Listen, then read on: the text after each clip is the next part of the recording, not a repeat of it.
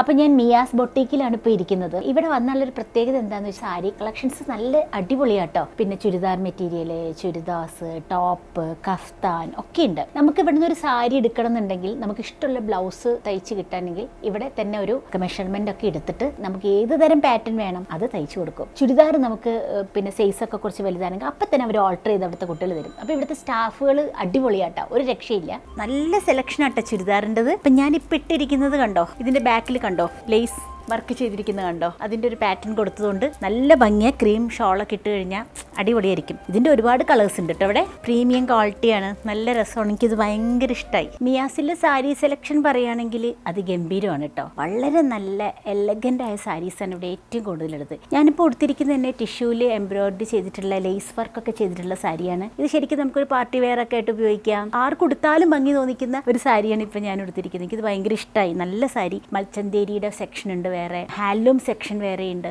അപ്പം മിയാസിലെ ചുരിദാർ മാത്രമല്ല, കഫ്താൻ മാത്രമല്ല, സാരി സെക്ഷനും അടിപൊളിയാണ്. നിങ്ങൾ മറക്കണ്ട, കുണ്ടന്നൂർ മിയാസ് ബൊട്ടീക്കിലേക്ക് തീർച്ചയായിട്ടും വരണം. അടിപൊളി സെലക്ഷനാണ്.